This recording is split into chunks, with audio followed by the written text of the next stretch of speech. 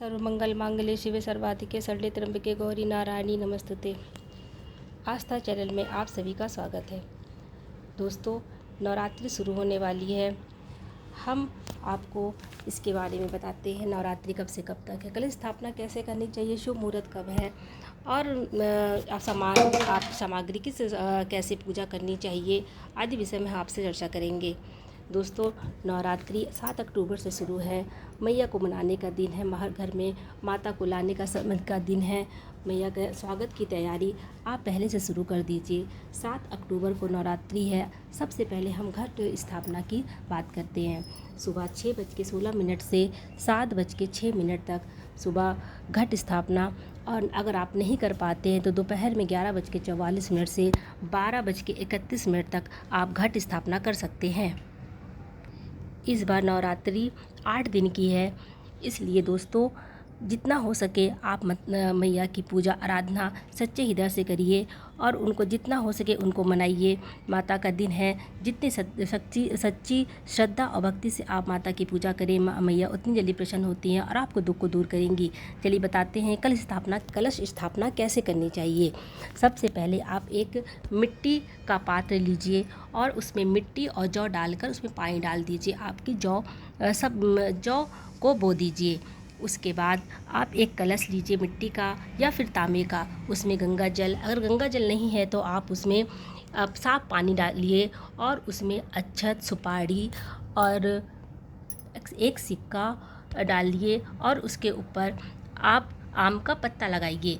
फिर उसके ऊपर आप एक नारियल को चुंदरी से लपेट कर और उसमें कलावा से बांध दीजिए। नारियल को कभी खड़ा करके नहीं रखा जाता, उसको हमेशा लिटा कर रखा जाता है।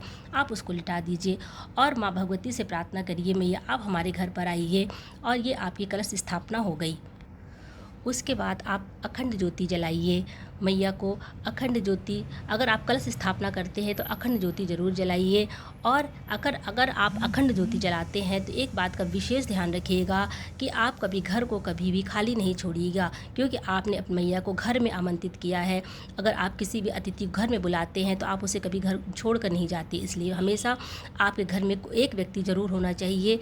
इसलिए आप कभी भी घर को अकेला मत छोड़िएगा। एक चौकी पर लाल कपड़ा बिछाकर उसके ऊपर माता की मूर्ति या तस्वीर रखिए। सबसे पहले आप गणेश जी का आवाहन करिए। सबसे पहले गौरी गणेश की पूजा की जाती है। उसके लिए आप सुपारी में कलावा लपेट के रखिए और गौरी के लिए आप गाय का गोबर जो होता है उसे घर पर लेकर आइए और उससे माता गौरी को बनाइए। और गणेश गौरी की पूजा सर्वप्रथम की जाती है और गणेश भगवान से प्रार्थना करिए कि आपकी पूजा में किसी प्रकार की बाधा ना हो और बिना किसी विघ्न बाधा की आपकी पूजा। धूप और दीप से माता की आरती करिए। दोस्तों, मैया का मनाने का दिन है, मैया की पूजा कर आराधना करने का दिन है। जितना हो सके भक्ति भावना से आप माता की पूजा करिए। माता भक्ति और भावना से प्रसन्न होती है, आडंबर से नहीं। जितना हो सके आप सच्ची हृदय से माता की पूजा करिए, मैया जरूर प्रसन्न होंगी। मैया से प्रार्थना करिए आपका भाग्य सौभाग्य बना रहे, आपका सिंदूर हमेशा चमकता रहे। दोस्तों, मैं आपको एक विशेष मंत्र बताती हूँ, इस मंत्र का जाप आप जरूर करिएगा। ओम ह्रीम दुम दुर्गाय नमः। इस मंत्र को आप कम से कम 1 माला प्रतिदिन करिएगा। अगर आपके पास समय है तो आप इसे जितना अधिक से अधिक करिए। इस मैया बहुत प्रसन्न होती है। मैया हर आपके दुखों को दूर करती हैं, आपके भी कष्टों को दूर करेंगी। इस मंत्र का जाप आप जरूर करिएगा। और एक विशेष बात, नवरात्रि में रात्रि की पूजा जरूर की जाती है। रात्रि का मतलब ये नहीं कि आप तरह से नहीं होता, सिर्फ माता की पूजा होती है। वो भी आप केवल बैठकर आप माता का ध्यान करिए और उनके मंत्रों का जाप करिए। ठीक है दोस्तों, अगले एपिसोड में आपको मैं बताऊंगी कि दुर्गा सप्तशती का पाठ कैसे करना चाहिए, उसकी क्या विधि है और किस तरह से करना चाहिए। आपकी इसके बारे में पूरा डिटेल आपको बताऊंगी। दोस्तों, आपको मेरा वीडियो कैसे इस बारे में बताऊंगी कि दुर्गा पूजा कैसे करनी चाहिए, क्या इसका महत्व है, क्यों की जाती है। आपको मेरा वीडियो पसंद आया हो तो लाइक करिए। अगर आपने चैनल को सब्सक्राइब ना किया हो तो सब्सक्राइब